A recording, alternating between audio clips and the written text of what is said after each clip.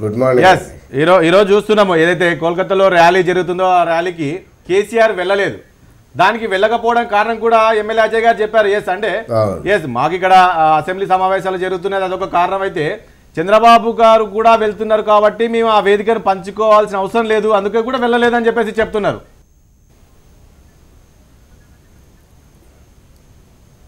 Okay అండి, అది వాళ్ళ ఇష్టం వేదికను పంచుకుంటారా లేదా అనేది.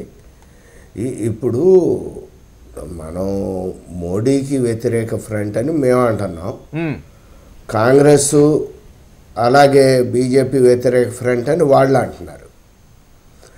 ప్రస్తుతం మమతా బెనర్జీ గారు మధ్య మార్గంగా ఉన్నారు, మేము మోడీకి వ్యతిరేకంగా ఉన్నాం.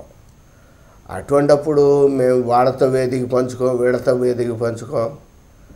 అసలు పొరుగునుండా పక్కనే సఖ్యత లేనప్పుడు మీకు ఇంకా ఈ జాతిని ఈ దేశాన్ని ఏం కలుపుతారు, వాళ్ళని ఏమి ఏకం చేస్తారు, వాళ్ళకి మీరేమి నాయకత్వం వహించగలరు? ఎవరైనా ఇంటిని గెలిచి రచ్చను గెలవమన్నారు. మనం తెలుగు వాళ్ళందరం ఒకటి, ఇంట్లో మనుషులు లాంటి వాళ్ళం.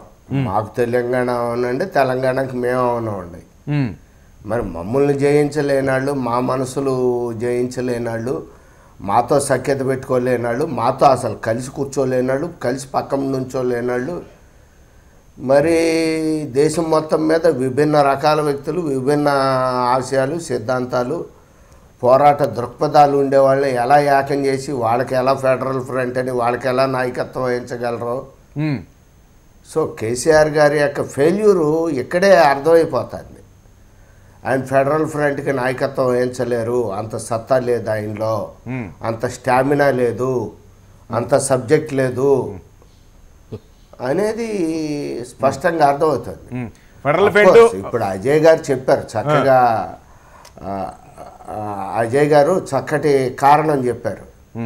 మాకేదో అసెంబ్లీ ఉంది, సో గవర్నర్ స్పీచ్ ఏదో ఉంది, సో మేము ఉండాలి అని వెళ్ళాను. అది అటువంటి కారణాలు చెప్పుకుని తప్పుకోమన్నాను. కానీ చంద్రబాబు నాయుడు గారు వస్తే మేము రాము, లేకపోతే అఖిలేష్ యాదవ్ వస్తే సగం దూరం వస్తాం,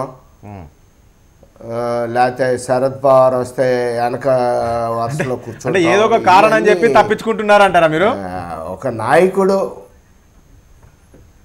అంతే కదా, ఓ స్ట్రేచర్ ఉన్న నాయకుడికి కుదరదు.